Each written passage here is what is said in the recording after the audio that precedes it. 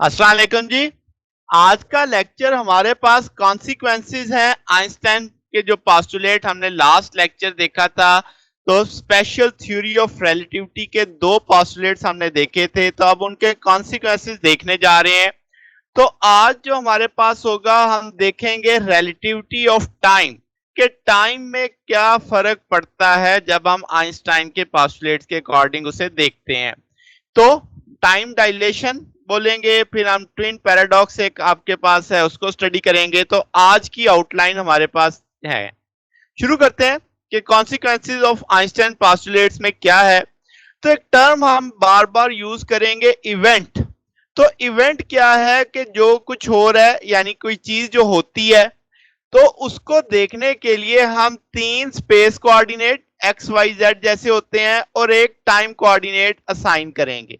ठीक है, यानी किसी भी इवेंट को देखने के लिए अब हमारे पास कितने कोऑर्डिनेट्स हो गए? चार। तीन स्पेस के, एक टाइम का। ठीक होगी बात। अब जो स्पेस कोऑर्डिनेट है इनको कैसे देखा जाएगा? आप ऐसे समझें कि ये जो कोऑर्डिनेट सिस्टम है ये close pack three dimensional array of rods हैं, जैसे आप इस फिग में देख रहे हैं कि भाई आपने एक्स एक्सिस पे भी, वाई एक्सिस पे भी, जी एक्सिस पे एक थ्री डायमेंशनल एरे देख रहे हैं कि आपके पास एक क्लोज पैक्ड सिस्टम सा बना हुआ है। आपके पास ये यानी एक्स एक्सिस वाले सारे रॉड पैरेलल होंगे, वाई वाले पैरेलल होंगे, जी वाले एक दूसरे के पैरेलल होंगे। तो आपके पास ये तीन कोऑर्डिनेट सिस्टम बन गए। ठीक है, अब इन इस रॉड्स की मदद से हम बेसिकली उसके स्पेस कोऑर्डिनेट्स को मालूम कर पाएंगे। कैसे? यानी अगर एक इवेंट होता है, मिसाल के तौर पे tiny small light bulb turn on करता है, तो जो ऑब्जर्वर है वो उसकी पोजीशन बता पाएगा। जस्ट उसको क्या चाहिए? स्पेस कोऑर्डिनेट्स चाहिए, यानी उसको रॉड पे जो वैल्यूज है एक्स वाई जी की, उससे उसकी बल्ब की लोकेशन पता चल जाएगी। बात समझ आ गई? यानी बल्ब कहीं पे भी ऑन होता है तो वो आपके पास उस जो रॉड्स हैं इन पे नंबरिंग हुई हुई है, वैल्यूज लगी हुई है, तो उस लिहाज से उसकी वैल्यू से मालूम पड़ जाएगी। यानी स्पेस कोऑर्डिनेट्स तो आप आसानी से निकाल लेंगे। अब आप टाइम कोऑर्डिनेट्स देखो तो आप इमेजिन करो कि हर इंटरसेक्शन पे, यानी जहां पे भी रॉड क्रॉस कर रहे हैं वहां पे आपने एक टाइनी सा क्लॉक लगा दिया है, जैसे आप इस फिग में इमेजिन कर सकते हैं। ठीक है, अब जब भी कोई इवेंट होगा तो ऑब्जर्वर को सिर्फ क्लॉक को रीड करना है, क्लॉक को देखना है, क्योंकि लाइट का तो बल्ब ऑन होगा, जहां लाइट का बल्ब ऑन होगा उसकी पोजीशन भी पता लग जाएगी, वहीं पे क्लॉक पे उसकी रीडिंग भी आ जाएगी। तो इस तरीके से हम स्पेस कोऑर्डिनेट्स और टाइम कोऑर्डिनेट्स मालूम करेंगे। ठीक है जनाब, तो ये एक बेसिक सी बात है जो आगे काफी जगह पे इस्तेमाल होगी कि जनाब आपके पास स्पेस कोऑर्डिनेट्स और टाइम कोऑर्डिनेट्स और इवेंट अब आपको समझ आ रहा होगा। तो रिलेटिविटी ऑफ टाइम क्या है जनाब? रिलेटिविटी ऑफ टाइम हम ये शुमार करते हैं कि जो टाइम बिटवीन टू क्लिक्स है, यानी आपके टिक्स है measured by the clock at rest, यानी आपके पास जो टाइम आएगा दो टिक के बीच में जो एक क्लॉक रेस्ट पे करता है वो हमेशा कम होगा। किस टाइम के लिहाज से? जो time between the two ticks होगा, frame of reference which clock is moving, यानी चलते हुए क्लॉक के जो दो टिक होंगे, यानी जो उसने आपके पास टाइम होगा बिटवीन टू टिक्स, वो आपके पास ज्यादा होगा। जबकि जो क्लॉक रेस्ट पे है उसके दो टिक्स के दरमियान में जो टाइम लगेगा वो क्या होगा? कम, उसके लिहाज से लेस होगा। तो रिलेटिव बात है, यानी जो क्लॉक रेस्ट पे है वो कम टाइम बताएगा, उसका आपके पास उसका टाइम लेस होगा, जबकि जो आपके पास क्लॉक मूव कर रहा है उसका time as compare to this ज्यादा होगा। फिर एक लफ्ज आएगा प्रॉपर टाइम। प्रॉपर टाइम क्या है कि दो इवेंट हुए सेम लोकेशन पे इनर्शियल फ्रेम ऑफ रेफरेंस में, टाइम इंटरवल आपने उनका बीच में नापा यानी उस फ्रेम के अंदर, तो वो प्रॉपर टाइम कहलाएगा। ठीक है, उसे हम प्रॉपर टाइम इंटरवल भी बोलेंगे। बात समझ गए कि दो इवेंट्स जो सेम लोकेशन पे हुए इनर्शियल फ्रेम ऑफ रेफरेंस में, उनके बीच का जो टाइम इंटरवल है, इनर्शियल फ्रेम ऑफ रेफरेंस का मतलब समझ लो, या आप रेस्ट पे थे जब आपने वो टाइम नोट किया दो इवेंट्स के दरमियान का, या आप यूनिफॉर्म वेलोसिटी में थे जब आपने टाइम नोट किया दो इवेंट्स के दरमियान का, तो वो टाइम आपका क्या कहलाएगा? प्रॉपर टाइम इंटरवल या प्रॉपर टाइम कहलाएगा। ठीक है, अब इसमें भी वही बात जो ऊपर लिखी हुई है कि जो आपकी मेजरमेंट होंगी कि आपने सेम टाइम इंटरवल जो मेजर किया है, अगर किसी दूसरे इनर्शियल फ्रेम ऑफ रेफरेंस से आप देखेंगे, यानी आपके पास वही टाइम इंटरवल किसी दूसरे इनर्शियल फ्रेम ऑफ रेफरेंस से देखेंगे, वो हमेशा क्या आएगा, ज्यादा आएगा। ठीक होगी बात। अब टाइम डायलेशन, इससे क्या मतलब है, ये सारी दोनों बातें अब आगे ना एक्सपेरिमेंटली हम प्रूव करते हैं कि ये जो बात कही जा रही, क्या ये बात होती भी है या बस ऐसे ही है। तो टाइम डायलेशन क्या है कि आपके पास वो अमाउंट जितने टाइम इंटरवल ज्यादा है प्रॉपर टाइम से, तो वो टाइम डायलेशन कहलाएगी। यहां पे यही कहा था ना, मूविंग क्लॉक का टाइम ज्यादा है किससे, जो क्लॉक रेस्ट पे है। तो वो अब अमाउंट कितनी, यानी कितने ज्यादा टाइम है, यानी वो टाइम इंटरवल कितना ज्यादा है उस प्रॉपर टाइम के लिहाज से। प्रॉपर टाइम वही होगा जो आपने रेस्ट पे रहते हुए मेजर किया। अच्छा, अब इसकी वेरिफिकेशन के लिए एक प्रैक्टिकल एक एक्सपेरिमेंट परफॉर्म करते हैं। लेट्स से एक डिवाइस कॉन्फ़िगर करते हैं। हमारे पास क्या है जनाब, एक लाइट बल्ब है जिसको आपने फिक्स कर दिया, जैसे आप देख सकते हैं नीचे एक रॉड के साथ लगा हुआ है, और आपके पास इसके ऊपर एक मिरर लगा हुआ है, जैसे आप यहाँ पे देख रहे हैं। ये 2 डायमेंशनल है, ये जरा सी 3 डायमेंशनल फिग है। डिस्टेंस कितना है इनके बीच में, एल नॉट है।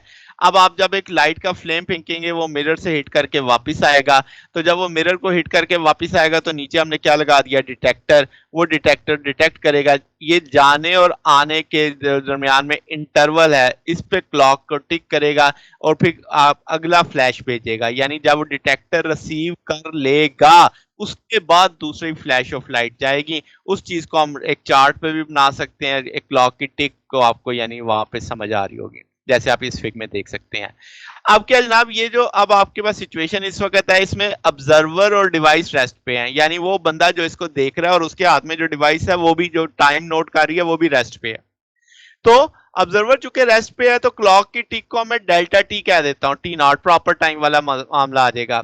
तो जो टाइम नेसेसरी होगा एल नॉट ऊपर जाने का, एल नॉट नीचे आने का, तो टोटल 2 एल नॉट हो गया। ठीक है, तो आपके पास जाहिर है स्पीड ऑफ लाइट है, तो आपके पास टाइम निकल आएगा delta T nought 2 L nought over C.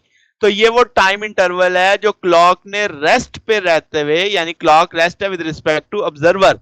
तो अब आपके पास वो टाइम आ गया delta T nought is equal to 2 L nought over C. इसे आप प्रॉपर टाइम के तौर पे ले रहे हैं। अब आपके पास ऑब्जर्वर और डिवाइस मूव कर रहे हैं।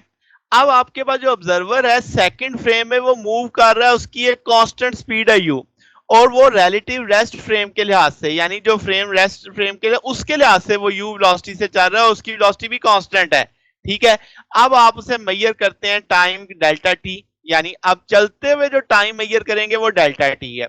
अब क्या होगा कि जो ऑब्जर्वर चल रहा है वो कहेगा कि ए से फ्लैश चला, जब वो आगे चला तो यानी वो अमिट हुआ, रिफ्लेक्ट हुआ किस से, बी पोजीशन से, और डिटेक्ट हुआ किस पे, सी पोजीशन पे, और इस दौरान जो टाइम लगा वो डेल्टा टी। तो उसको इस तरह की सिचुएशन नजर आएगी चलते चलते। तो आपके पास ओ जो है ऑब्जर्वर, वो ऑब्जर्व करेगा कि क्लॉक जो है वो मूव फॉरवर्ड किया है यू डेल्टा टी, यानी क्लॉक भी उसके साथ साथ चल रहा था ना, ऑब्जर्वर और डिवाइस मूव कर रहे थे, तो उसने जो आपके पास डिस्टेंस तय किया वो यू डेल्टा टी का था। ठीक है, तो अब आपके पास जब उसने फ्लैश निकाली और फ्लैश रिसीव की, यानी लाइट की पल्स गई, लाइट की पल्स रिसीव की, इस दौरान जो उसने फासला तय किया यू डेल्टा टी है। ठीक होगी बात। अब इस दौरान अगर मैं कहूं कि लाइट ने कितना ट्रेवल किया है, यहां से एल जाने का और एल आने का, तो 2 एल आप कह लो। अगर आप इस फिग को जरा इस तरह समझो तो ज्यादा आसान है। प्रॉपर लेंथ कितनी थी, एल नॉट, यहां से एल लाइट गई, एल आई, तो टोटल जो क्लॉक ने डिस्टेंस तय किया यू डेल्टा टी, तो इसका निस्फ कितना हो जाएगा, यू डेल्टा टी बाई 2। तो अगर आप देखो इसकी ये हाफ लेंथ पता है, ये वाली लेंथ पता है, तो आप हाइपोटेनस मालूम कर सकते हैं। तो वहां से एल बराबर आ जाएगा किसके, L not square plus you delta T over by इसके, यानी पाइथागोरस थ्योरम लगा के आपने वो एल मालूम कर लिया। अब आपके पास जो टाइम इंटरवल है वो हम कह देते हैं डेल्टा टी 2 एल बाई सी। तो 2 एल की कीमत ये लग जाएगी अब आपके पास।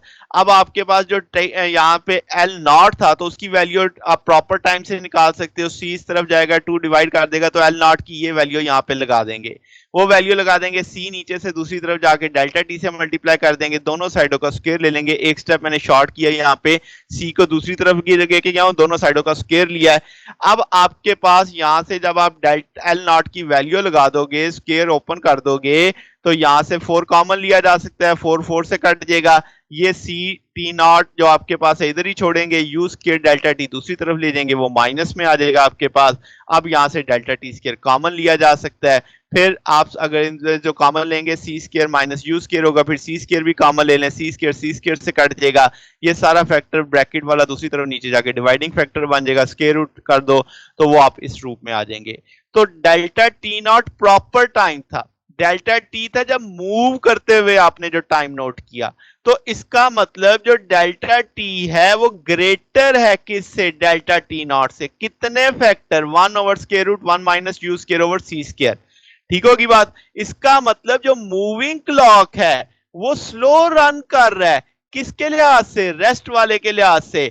इस इफेक्ट को टाइम डायलेशन कहते हैं कि जो क्लॉक रन कर रहा होगा, तेज चल रहा होगा, वो स्लो रन करेगा, यानी उसका वक्त आपके पास देर से गुजरेगा, यानी अगर जमीन आम नॉर्मल में 1 सेकंड गुजर रहा है तो उसका 1 सेकंड देर से पूरा होगा, रन स्लोअर है ना आपके पास।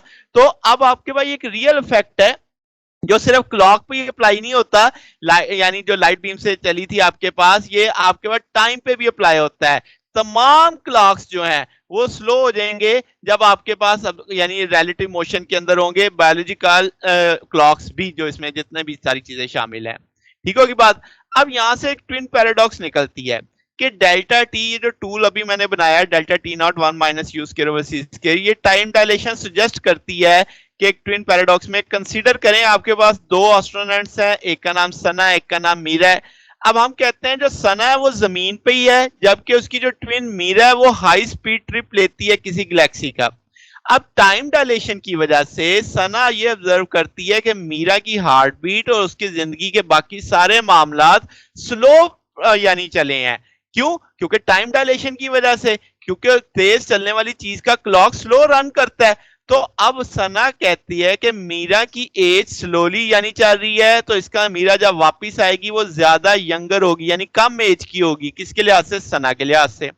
अब यहां पे जो पैराडॉक्स है वो क्या है कि तमाम इनर्शियल फ्रेम तो इक्विवेलेंट है हमारी थ्योरी के मुताबिक। अब जो मीरा है वो भी तो यही आर्गुमेंट कर सकती है कि सना असल में हकीकत में कम उम्र है। क्यों? क्योंकि फ्रेम तो इक्विवेलेंट है आपके पास। अच्छा, अब जो यानी दोनों जो ट्विन्स हैं वो एक दूसरे के लिहाज से, यानी एक दूसरे को देख रहे होंगे रिलेटिव फिनोमेना के लिहाज से, तो ये एक पैराडॉक्स है। अब इस पैराडॉक्स को अगर हम सॉल्व करें तो एक बेसिक सादा सा कंसेप्ट है कि दोनों जो ट्विन्स है वो एक जैसे हालात में नहीं थे। जो जमीन पे थी सना वो हमेशा अप्रोक्सीमेटली इनर्शियल फ्रेम में थी, जबकि मीरा जो थी उसका फ्रेम ऑफ रेफरेंस एक्सेलरेट भी किया होगा जब वो जमीन की ग्रेविटी से निकली होगी, जब वो जमीन की ग्रेविटी में वापस आई होगी तो एक्सेलरेशन तो आया होगा। और भी यानी गैलेक्सी में जब भी किसी प्लैनेट के करीब से राउंड से गुजरी होगी तो उसमें उस पर फर्क तो पड़ा होगा। तो इसका मतलब जो सना का फ्रेम ऑफ रेफरेंस है वो अप्रोक्सीमेटली हर वक्त इनर्शियल रहा, जबकि मीरा आपके पास इनर्शियल में नहीं भी रहा उसका। तो इसका मतलब जो वहां पे रियल फिजिकल डिफरेंस तो आ जाएगा दोनों ट्विन्स के सर्कमस्टांसेस में। तो अगर आप देखो इस एनालिसिस को देखते हुए तो इसका मतलब जो सना जमीन पे जो करैक्टर रहा वो सही है, क्योंकि मीरा जब वापस आएगी तो उसकी एज सना की निस्बत से कम होगी, क्योंकि उसका क्लॉक स्लो रन कर रहा था। तो ये जनाब हमारे पास आज का टॉपिक था। अगर आपको इसमें कोई बात पूछनी हो, कोई डाउट हो तो नीचे कमेंट्स में पूछ सकते हैं। वीडियो अच्छी लगी हो तो वीडियो को लाइक कीजिएगा, दोस्तों के साथ शेयर कीजिएगा, चैनल को भी सब्सक्राइब कर दीजिएगा। अब तक के लिए इतना ही, बाकी इंशाल्लाह फिर नेक्स्ट देखेंगे। ओके, अल्लाह हाफिज।